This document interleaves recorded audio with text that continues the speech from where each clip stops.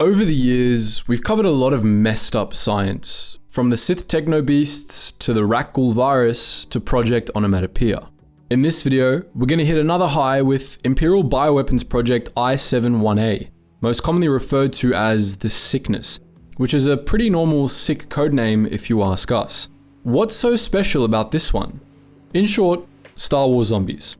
In long, keep watching. Unlike other twisted Imperial science, this one wasn't a one-hit wonder, which only means that more of the universe got to relive The Last of Us. But with that, let's dive into today's flavor of bioweapon.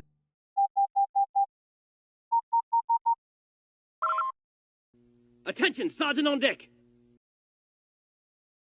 Normally, we'd start a video like this by delving into the bioweapon's history and the many times it resurfaced, causing chaos and sowing the seeds of death across the galaxy.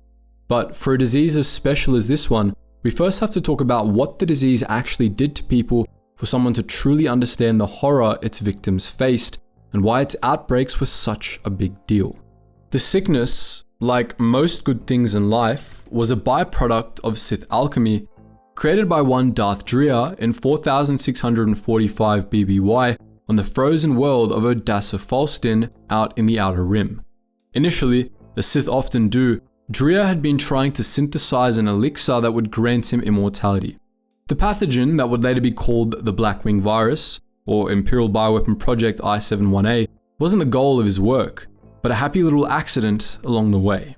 To create it, Drea used the Murakami Black Orchid, which our research has shown to have no connection to the author of the same name. What made this flower special was that it wasn't a plant by our definition. It wasn't just fully self-aware, but also highly force-sensitive, able to communicate with other force-sensitives through telepathy. When mixed with the other ingredients Drea used, he created a viral infusion that was like no other. For the mixture to be completed, it had to be cycled between a living host and the containment tank. The resulting fluid was then stored in airtight containers, ready to wreak havoc upon its victims. And it really needed very little encouragement.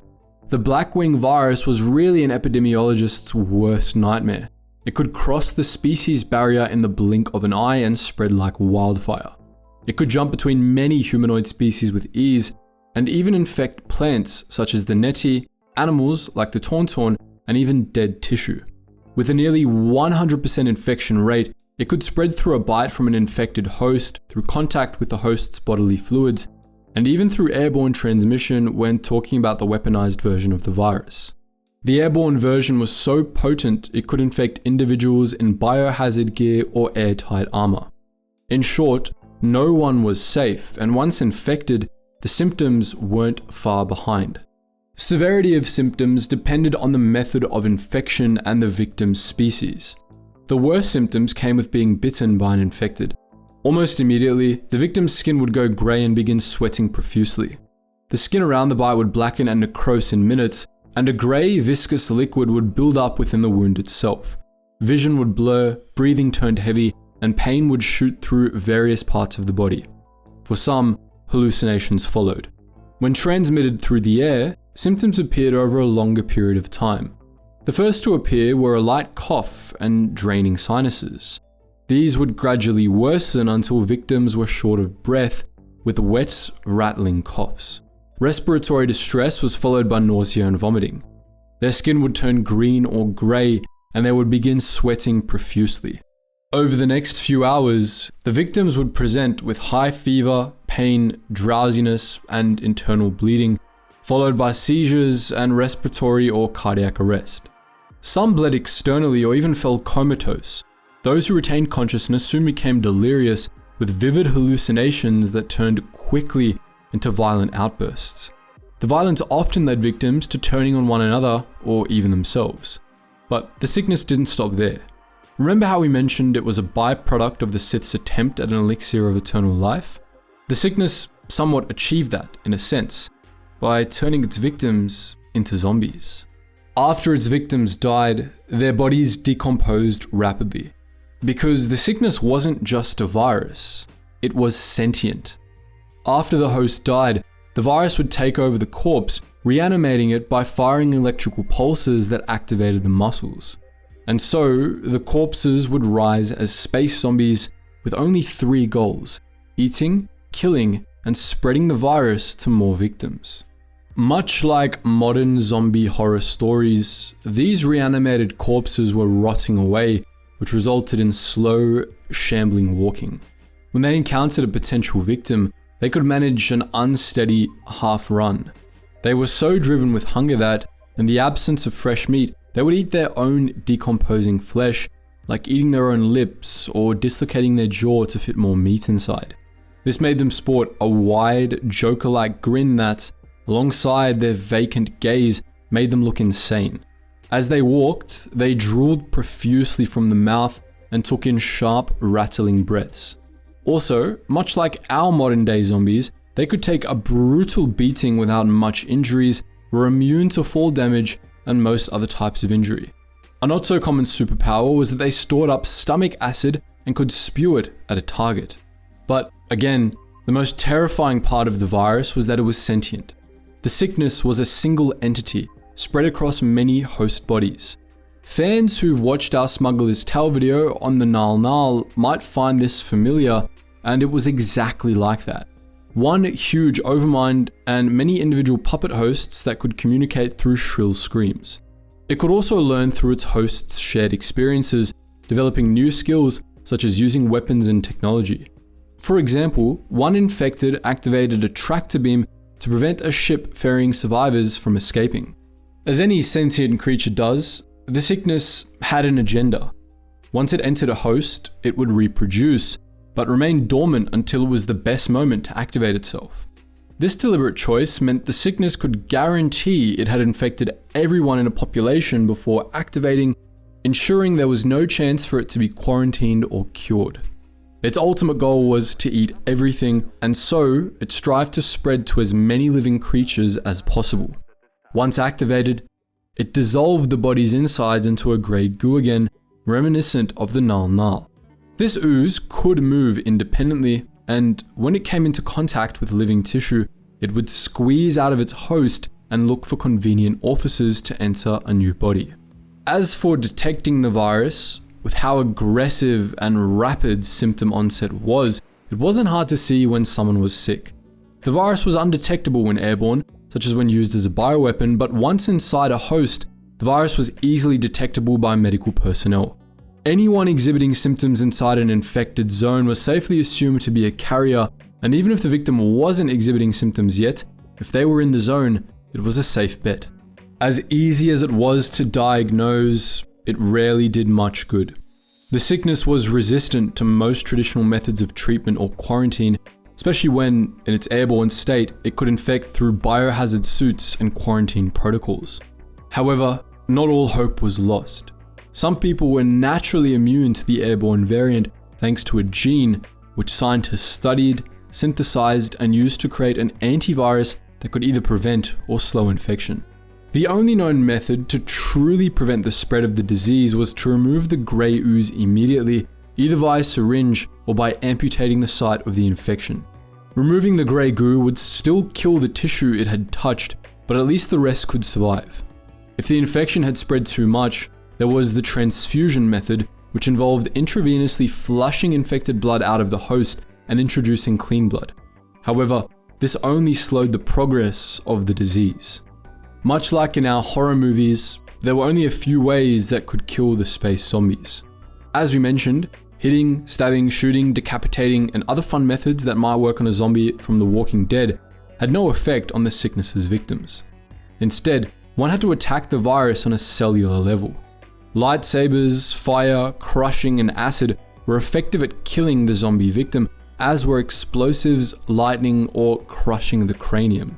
All in all, the sickness was a terrifying experience both for the victims, for the survivors, and for those nearby who had to question whether their community was safe or if it was already too late. With the understanding of the true horror of the virus, let's take a look at its sordid history. As we mentioned in the beginning, the sickness came to be in 4654 BBY when Darth Dreer was searching for the key to immortality. He built an academy on the icy world of Odassa Falston, where he was ostensibly training Sith acolytes for the reborn Sith Empire. However, this was just a front. His true goal was his alchemical experiments, which he held in a Sith temple underneath the Academy. Eventually, he came up with the concoction we now know as the sickness, which he ingested. He had a ritual planned that would halt the progression of the disease involving a Sith blade and the living heart of a Jedi, but he was unable to perform it in time and ultimately perished from the disease he had created. Fast forward 1,000 years. We're past the Great Galactic War between the true Sith Empire and the Galactic Republic, and the Sith Academy is still going strong. Darth Scabrous, the current headmaster, was delving deep into the secrets of the library when he came across Dria's work and the temple hidden beneath. Thanks to the holocron Dria had created documenting his research, Scabrous was determined to recreate the immortality elixir and live forever. You'd think the absence of an immortal Dria might have tipped him off, but it's been long-standing channel headcanon that most Sith aren't especially bright. And thus, Scabrous set out to gather the ingredients and abducted students from the Academy to serve as his lab rats. To his delight, the concoction worked, and the poor student that was his final experiment was successfully infected. To his displeasure, the virus promptly activated, driving the student to suicide, then reanimated his corpse. The body then broke free and attacked. This set off a chain of events where 1 infected became 2, 2 became 6, 6 became 126, and then it was too late. The army of undead killed many of the masters, infecting any survivors and eating the rest. In the end, the disease was limited to the Academy on the isolated world, but it was only a matter of time before someone stumbled upon it. Almost 3,000 years later, the galaxy is ruled by the Order of the Sith Lords. Around 1 BBY, Darth Vader learnt of the sickness's existence and decided to recreate it. He ordered the Imperial Biological Weapons Division to invent a way to concentrate and deliver a weaponized version of the disease, as it would be the perfect way to eliminate revolutionaries. Thus, Imperial Bioweapons Project I7IA, aka Project Blackwing, was born. The Imperial scientists got to work aboard the Imperial Star Destroyer Vector. Eventually, they were able to synthesize 2 vials of grey, virulent ooze, which could become airborne. When their research looked promising, they were directed to a weapons testing facility on Konji 7. However, they didn't make it there. Aboard the Vector, the stormtroopers handling the tanks of virus were careless, since they had no idea what they were dealing with. Their mishandling caused the tanks to leak, which released the virus in its airborne form, infecting thousands of Imperial soldiers aboard the Star Destroyer. Initially, the outbreak seemed under control. The scientists were able to quarantine the affected sector of the ship, preventing it from spreading to every room and deck. They were even able to collect tissue samples from the deceased, and even succeeded in creating an antivirus thanks to the immunity some crew members displayed. However, the ship's engines began malfunctioning. In the beginning, this caused them to stall here and there. By the end of it, the Vector was stranded in space, communications dead, and carrying a deadly virus most of the crew knew nothing about. Before long, the quarantine broke. Area by area, the virus spread outside the quarantine zone, infecting and killing hundreds of stormtroopers while the immune and inoculated tried to survive the undead. When all attempts proved futile, 29 survivors under the command of Commander Gorrister boarded the Sentinel-class landing craft's Freebird and abandoned the Vector. However, they were unable to escape. The reanimated dead above the Vector had learnt to use the ship's technology and engage the Star Destroyer's tractor beam to pull the Freebird back into the Vector's hangar. However, the zombies couldn't actually breach the shuttle, so Gorrister and his men were trapped inside the Freebird with zombies roaming around them for 10 weeks, resorting to cannibalism to survive. By the time help had come, they'd dropped from 29 men to 7. For those 10 weeks of waiting, the Vector drifted through the unknown regions, trapping and passing any crafts and pulling them in to be consumed. One such vessel was the Imperial prison barge, Purge, which the living dead above the Vector caught in their tractor beam, killing their engine. The Purge captain sent a team of 9 men to board the Star Destroyer, believing it abandoned, but still capable of providing enough salvage parts to repair their engines. The 9 men that boarded the Vector split into 2 teams. One was killed by the undead, and the other became infected with the airborne virus and, after securing the necessary parts, returned to the Purge, believing the other team was already ahead of them. With the returning team's condition getting progressively worse, they were taken to the Purge's medbay to be treated, though the medical team was unable to identify what was ailing them. One of the team was immune, but unfortunately, most everyone else on the prison barge wasn't. Soon, dozens of soldiers were being sent to the medbay, and quarantine bubbles were put in place to try and halt the disease. Within the prison cells themselves, the prisoners were left to fend for themselves, soon sickening and turning on one another. By the time a medical droid was able to synthesize an antivirus, almost all of the 522 people on the vessel had been killed. A handful of survivors found themselves fleeing the drove of reanimated corpses aboard the Purge onto the Vector, which, to their horror, was also filled with thousands of undead. Despite heavy infighting and distrust, the Purge's survivors managed to meet up with those aboard the Freebird, and after deactivating the Vector's tractor beam with many losses, they made their escape. In the end, out of the thousands upon thousands of people aboard the two ships, only 4 managed to make it out aboard the Freebird. As the survivors made their escape, they saw other ships also leaving the Vector's hangars, piloted by the undead on a mission to spread the virus further. However, after some distance from the main ship, they collapsed and thankfully got no further. After such a horrifying incident, you'd think the Galactic Empire would pull the plug on Project Blackwing. But this is the Empire we're talking about. Instead of cancelling the project, they had it relocated to a secure Imperial research and prison facility on Dathomir. However, as expected by now, there was another accident, and in 1 ABY, just 2 years after the incident aboard the Vector, the sickness broke out once more. Spreading rapidly, the virus took out most of the people in the area, from Imperial scientists and soldiers to prisoners locked away in the facility, to even the local Dathomiri witches. Again, rather than making the smart choice and nuking the place from orbit, the Empire tried quarantining the area. Survivors were funneled into 5 camps within the containment zone and told to wait for evacuation.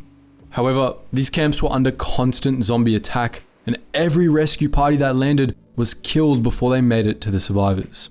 It didn't take long for rescue missions to be abandoned, and all the Empire was willing to do was to drop air supplies and hope for the best. Meanwhile, the Alliance to Restore the Republic and Darth Vader both began a race to get an OG virus sample from within the quarantine zone. The rebels made it to the research facility first, and after some heavy-duty fighting against the undead, they got out alive with a sample of the virus and some of the survivors in tow. It's unclear what happened next. We would assume they synthesized another antivirus, hoping to use it in the future if the need ever arose. After the incident on Dathomir, there were no more reported instances of the sickness infecting other populations. However, the Empire wasn't the only evil organization in the galaxy. There's plenty of time to see the sickness return in the future, and for those of you who love a good horror story, that's something worth looking forward to. For the rest of you, good luck. And if anyone ever approaches you with grey ooze squeezing out of their open wounds, you might want to back away. So what do you think? Have you ever heard of this virus before? Do you also think it's suspiciously close to how the Nal Nal has been described? Are there any other twisted Imperial projects you'd like us to cover? Let us know all that and more in the comment section below. And as always guys, thank you so much for watching, and I hope to see you in the next video.